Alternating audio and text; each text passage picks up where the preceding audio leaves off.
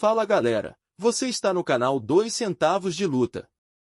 Hoje, vamos fazer algo muito especial, a parte 2 da tier list dos melhores lutadores de MMA e definir o maior lutador da história do esporte. Lembrando novamente que é tudo com base na minha opinião, então já espero mais polêmicas. Quero ver a opinião de vocês também nos comentários. Mas antes de começar, quero pedir a sua ajuda para se inscrever, ativar o sininho, curtir e compartilhar esse vídeo. Para o canal crescer e se manter, preciso desse seu apoio, então senta o dedo no like e vamos nessa!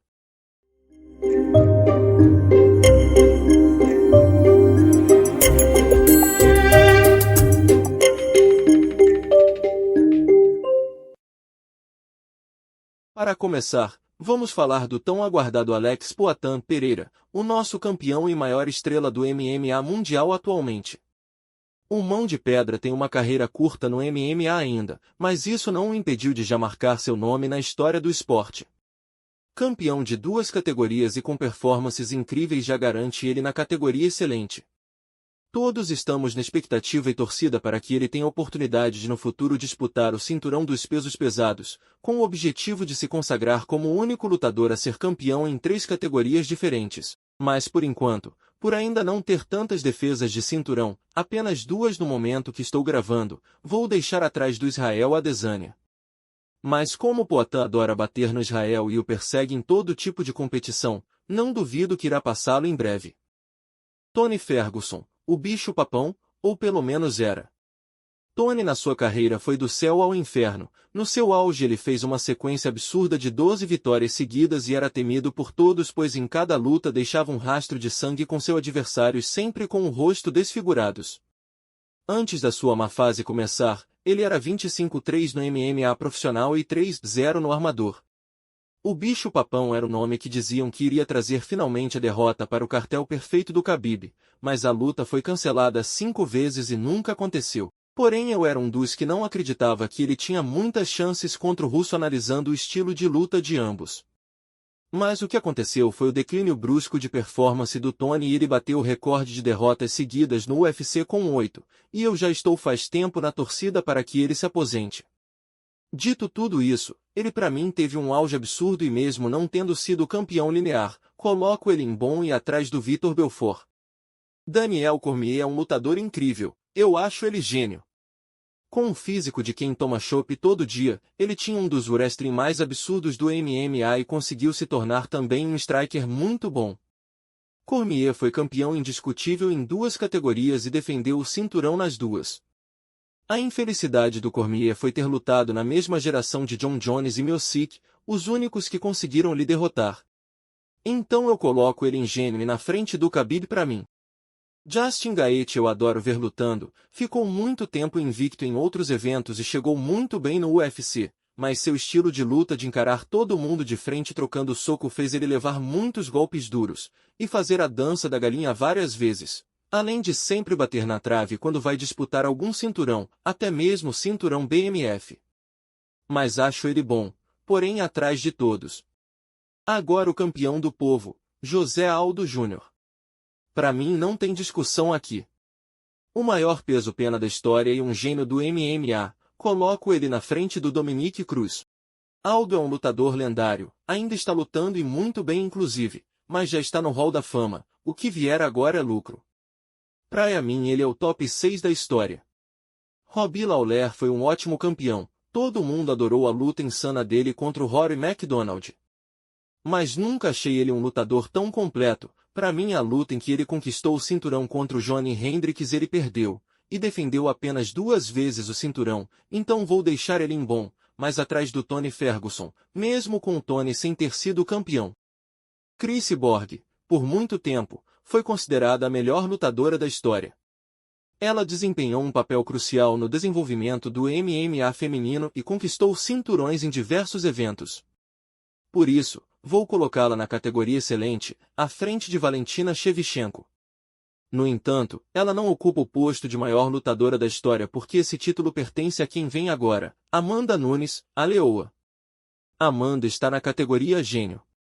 Ninguém fez o que ela fez, campeã em 2 categorias, derrotando todas as ex-campeãs de ambas as divisões de maneira dominante. Ela é a única que nocauteou Cris Cyborg e é, sem dúvida, o melhor que o MMA feminino já produziu. Extremamente forte, mas ainda rápida, com excelente movimentação, trocação afiada, luta agarrada de alto nível, jiu-jitsu técnico e um QI de luta excepcional. A lutadora perfeita. Deixo-a ao lado de José Aldo e à frente de Dominique Cruz. Para manter o nível, vem agora outro para a categoria gênio. Fedor Emelianenko, o maior peso pesado da história. Ele é gênio e top 5 da história ao meu ver. Fica na frente do Aldo. Fedor nunca foi um peso pesado grande nem atlético, mas no meio de vários monstros que tinha o Pride, ele foi o maior. O russo era muito frio e assustador, no seu auge parecia ser impossível deter ele. Agora o responsável de um dos momentos mais tristes do MMA brasileiro, se não o maior. Chris Weidman, após destronar Anderson Silva, se mostrou um excelente campeão, aceitando a revanche com o brasileiro por vontade própria e batendo ótimos nomes como Vitor Belfort e Lyoto Machida. Ele adorava bater em brasileiro e era o queridinho dos Estados Unidos. Mas após perder o cinturão entrou em uma má fase terrível ao ponto de quebrar a perna exatamente do mesmo jeito que Anderson Silva quebrou na luta com ele. Mas ainda assim ele tem que estar em bom e deixo atrás somente do Ngannou. Chris era um grande lutador. Weili Zhang é uma das minhas lutadoras preferidas, já que eu competia Sanda antigamente e pesquisava muito sobre. Vi a Zhang lutar mesmo antes dela entrar no UFC e cravei que ela seria campeã do UFC. E a previsão deu muito certo, Zhang vem sendo uma ótima campeã e mostrando a cada rodada que é uma lutadora completa. Mas ainda quero ver mais do seu reinado, acho que tem potencial absurdo para subir muito mais nessa tier list, mas por enquanto vou deixar ela liderando a categoria bom. Robert Whittaker é mais um lutador que torço bastante. Na categoria dos médios ele e o Caio Borralho, que chegou nos top 5 recentemente, são os que têm a minha torcida para conquistar o cinturão.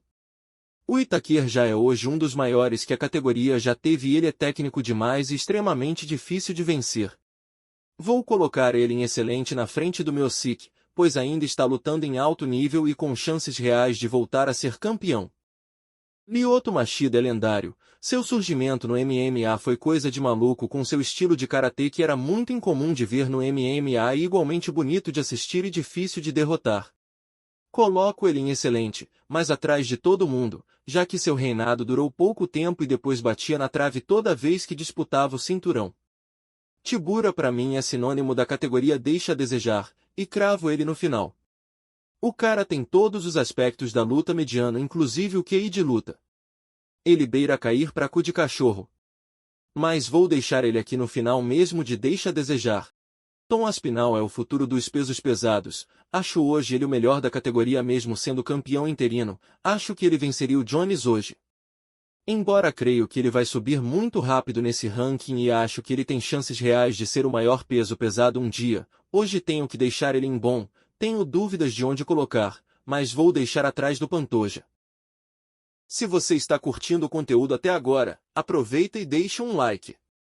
E se ainda não se inscreveu, clica no botão de inscrição para não perder nenhuma novidade do nosso canal.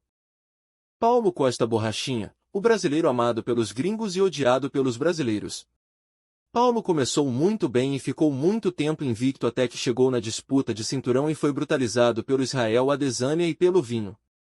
Borrachinha é o melhor brasileiro em questão de se promover, mas como lutador tem que ficar em deixa a desejar, mas na frente do Lewis, Borrachinha parecia em algum momento que seria campeão, Lewis nunca deu essa impressão. Agora o queridinho da quinta série, Belal Muhammad, o campeão que destronou o Leon Edwards e surpreendeu muita gente. O Belal foi treinar com Khabib e voltou gigante. Ele é bom, mas por ser campeão recente também por achar que não dura muito tempo com o cinturão, vou deixar o Belal atrás do Bisping, lá ele. Alistair Overeem bateu alguns ex-campeões do UFC, tem uma ótima trajetória, mas nunca conseguiu pegar o cinturão do UFC. Porém acho ele bom na frente do Justin Gaethje. Dricus du Plessis, o campeão sul-africano, acaba de fazer sua primeira defesa de cinturão contra Adesanya e conseguiu mudar minha impressão inicial dele. Sua conquista do título foi um tanto controversa, achei que ele foi favorecido naquela luta, mas, ao se provar como campeão, coloco ele na categoria bom, à frente de Vitor Belfort. Já Alexander Gustafsson teve um auge notável, especialmente na sua luta contra John Jones, que muitos consideram que ele venceu. Ao assistir ao vivo, eu também tive essa impressão, mas, revendo a luta, acredito que Jones saiu vencedor. No entanto, seu auge foi muito curto, e por isso coloco em deixa a desejar, à frente de Edson Barbosa. Paul Craig eu penso em colocar em cu de cachorro. Embora seja um lutador com um jiu-jitsu de alto nível e uma guarda muito perigosa.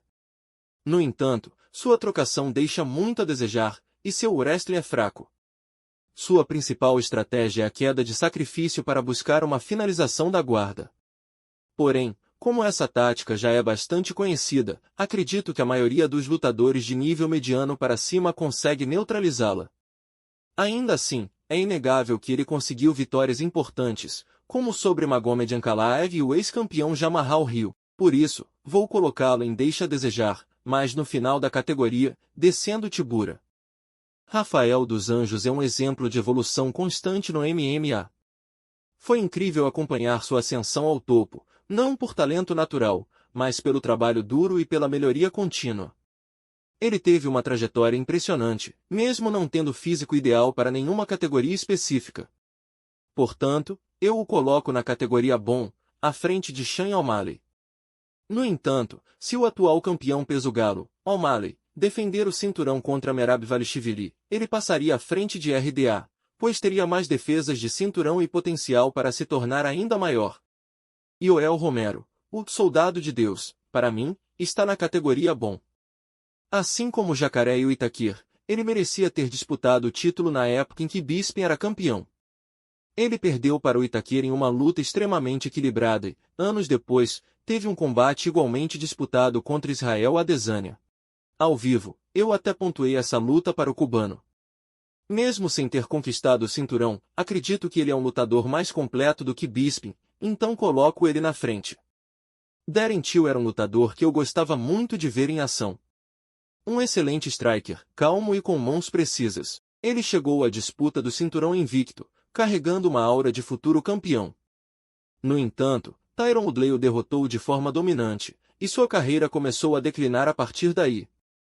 Sua trajetória é similar à de Paulo Borrachinha, então vou colocá-los juntos, mas com Borrachinha à frente, já que ele ainda está no UFC e tem a chance de se recuperar. Vou fazer uma rodada dupla agora com Cigano e Werdum. Ambos estão na categoria bom, mas é importante definir suas posições. Cigano venceu Cain Velasquez em seu auge, se tornou campeão e defendeu o cinturão contra Frank Mir. No entanto, foi depois brutalizado por Velasquez nas lutas seguintes e entrou em uma fase de altos e baixos. Já Werdum tem em seu currículo a vitória histórica sobre Fedor Emelianenko e uma excelente performance para conquistar o cinturão contra Cain Velasquez. No entanto, em sua primeira defesa, foi nocauteado rapidamente por Stipe Miocic. Vou colocar Werdum à frente de Vitor Belfort, já que, assim como Vitor, ele também não conseguiu defender o cinturão. Quanto ao Cigano, o coloco um pouco mais à frente, pois venceu Werdum 2 vezes e teve uma defesa de título. Assim, deixo o Cigano logo atrás de Alexandre Pantoja.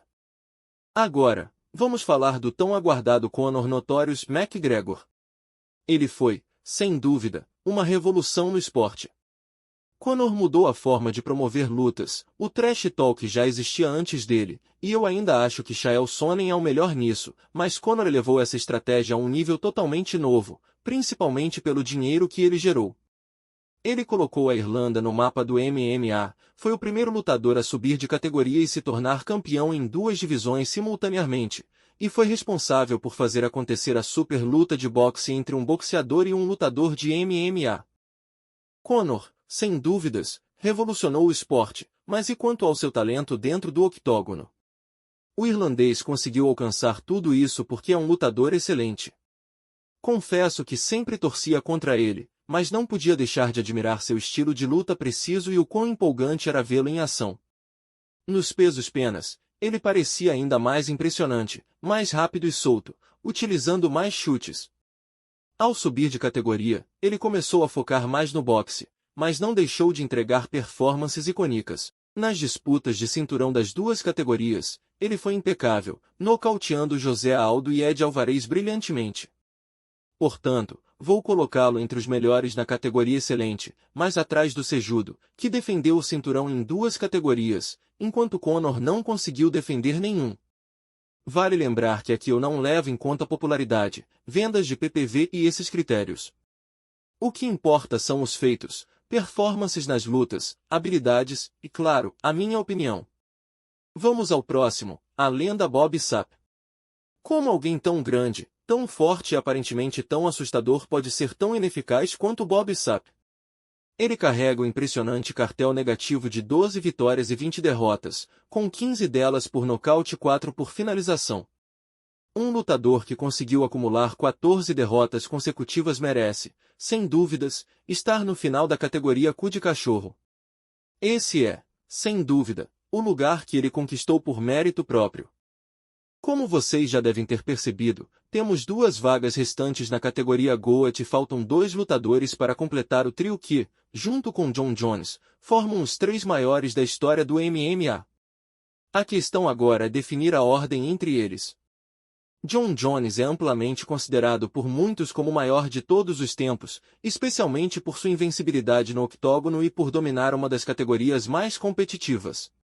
Anderson Spider Silva, que era unanimemente visto como o GOAT aqui no Brasil, vem perdendo esse título para muitos. Já Demetrious Johnson, apesar de seu talento inegável, é menos mencionado nesse debate devido à sua menor exposição, sua relação conturbada com o UFC, e o fato de lutar em uma categoria de peso que é menos valorizada pelo grande público.